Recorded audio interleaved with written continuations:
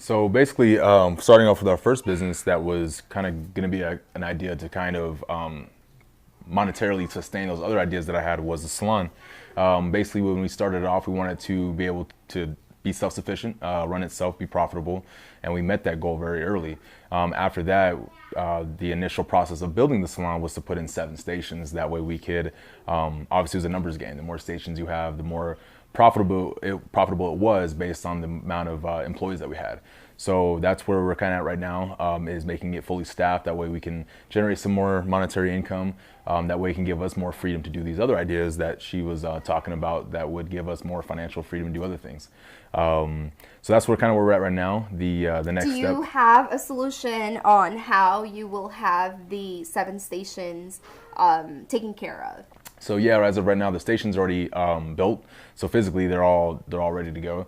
It's just trying to find those employees that, which is pretty much we're finding out to be kind of more the harder part, to find the employees that we want to be able to run their own stations in our business, to kind of share the same values and goals and mindset that we have to do it the Salon Envy way, that we have worked so hard to set a brand for ourselves.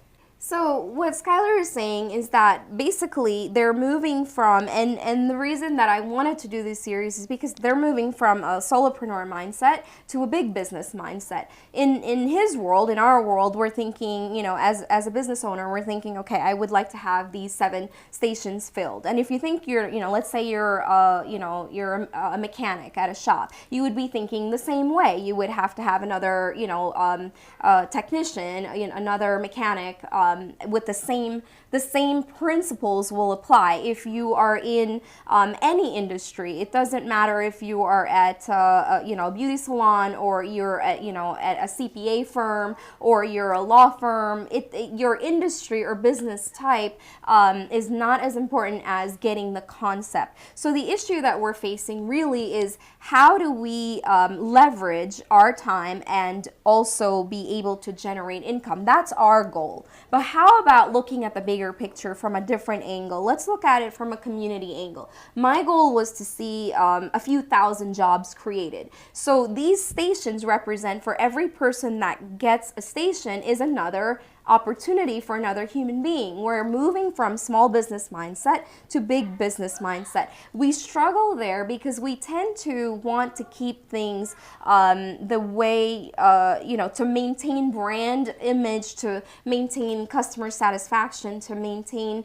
our clientele, to do good for the community. There's a big gap there, and there's a challenge. How do we achieve that through systems that are automated and very simple? Well, what we can do is we can create simply, even on our iPhone, record with a little selfie or a little post. We don't have to have a big studio or $1 million studio or $1 million brand to start out. As an entrepreneur, you basically record. You can even write this down, or have, like the smartphones, we have a voice recorder. You can just put down, okay, these are the things that I'd like to see my business, my brand, my company. Like, my company's brand is to support young executives, growing families, to be able to generate 7 figures and retire, let's say, within 10 or 15 years or sooner, but not to have to go until, because I live in Sedona, Arizona, and a lot of my friends are in their 70s and 80s, and a lot of times they don't talk about the things that they never, that the things that they did that they made mistakes with.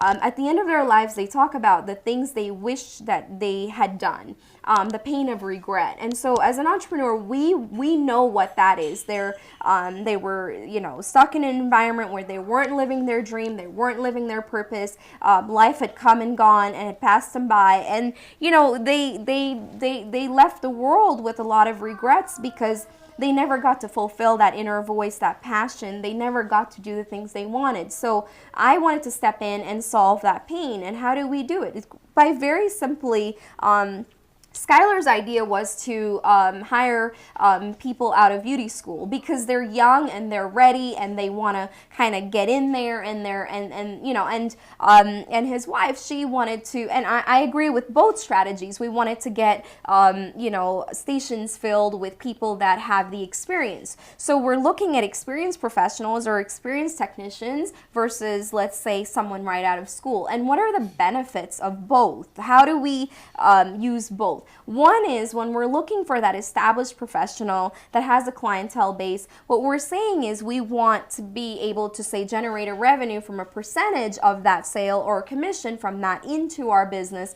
Or we look at the other one with a young person. So they're two completely different strategies. One of them may take a long time to find, and our brand, if we're trying to generate, let's say, create 100 jobs in the market, that one might be difficult because seasoned veterans may want to stay where they're at, they're comfortable, their clients are comfortable with the location. To move their customer body may be a challenge.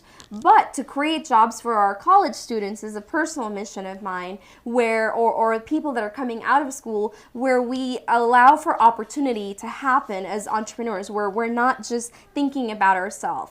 So filling that one station in a salon could mean every entrepreneur or small business hiring one person, or just filling that one station. What that does is it gives us freedom of time. So instead of maybe his wife having to work on a Friday night and the salon not having someone there, we have that station now filled. How do we do that? We have a process and a system that is proprietary that matches Salon Envy, where this is consistent. So every person that comes out of beauty school or comes into the salon is now trained by the master technician on how they want that done. And very simply, maybe we can monitor that person over 1 or 2 or 3 sessions. Let's say we're working with hair and beauty, which I actually really love. When I retire, that's what industry I'm going into. But for now, I don't have that luxury. But to be able to, and I'll give Skylarr a chance to talk about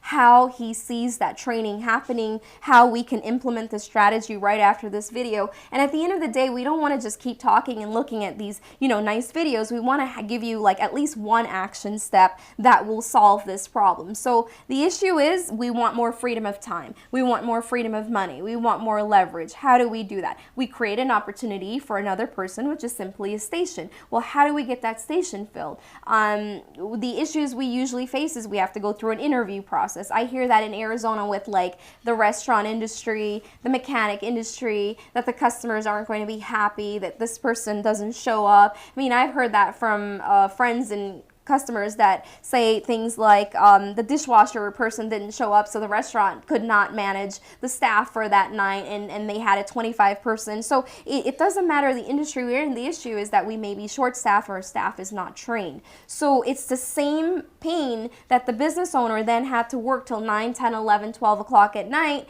and take care of all of these customers to maintain that restaurant brand and maintain it. And the customers were happy, but at the end of the day, we want to be like healthy and happy and young and living. We don't want to be like the entrepreneurs, let's say a decade or 2, 3 decades ago, or even today. The statistics are alarming where our young executives are between the age of 40 and 60, chances of heart disease are extremely high because of the stress. So with understanding my market and having that healer's heart, sharing the same dream and passion to create these centers for healing and beauty and spa and relaxation in the hospitality industry that is affordable and manageable, at the same time not cutting on the quality of the higher end. So very simply, to get the salon to work, I'll give Skylarr a chance to maybe see if he understands. I'm talking a lot and fast, but if he's getting some of the ideas of how we can make that happen. And let's maybe go a little deeper on that conversation so we solve that problem.